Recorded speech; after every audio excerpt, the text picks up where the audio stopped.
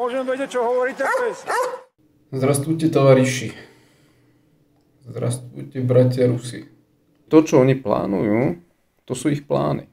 Hillary Clintonová je satanistická kurva. Keď som robil biznis, tak som robil biznis v stovkách miliónov.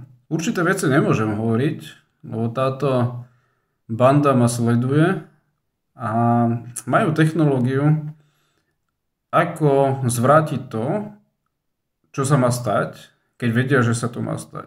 Preto to nehovorím. Kvôli mne začal Facebook blokácie a mázanie. Na YouTube nemôžem byť. Ja som doživotne na YouTube zakázaný. Kvôli mne YouTube vymyslel blokácie. Mám na to aj papier. Som povedal, že OK, ale nekupujte v Ikei mojim deťom mäsové guličky, lebo moje deti nebudú jesť šváby. Nekupujte v Ikei mojim deťom mäsové guličky, lebo moje deti nebudú jesť šváby. Hillary Clintonová je satanistická kurva, ktorá má na svedomí milióny a milióny ľudí. A všetky krajiny tohto sveta sa budú plaziť k Rusku, aby sa zachránili.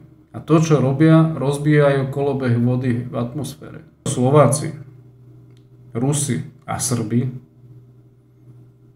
k sebe cítia to, čo cítia, lebo sme jedni.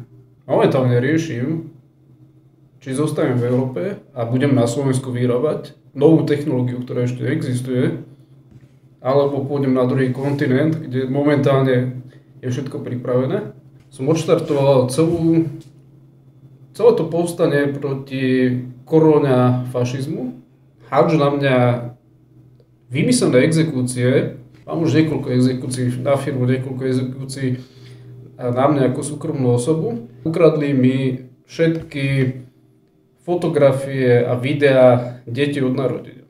Za to budete trestaní. Ak ste ich zmazali, budete za to veľmi trpieť. Veľmi. Ja budem poverený. Vôbec netušíte, s kým sa hráte vy uchyláci. Pripravujem veci. A nepripravujem veci za 200 miliónov. Momentálne som prišiel, tým, že som bol zatknutý a bol som v base, som prišiel o 200 miliónov libier projekt v Londýne. Tak ja potom tie škody budem vymáhať spätne od Slovenska. A nechcem to robiť. Ale už ma to proste nebaví.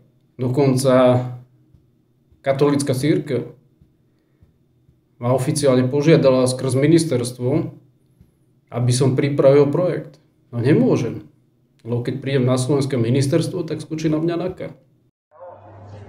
Takže uvedomte si, že naši psi a ja, že som kokot v parlamente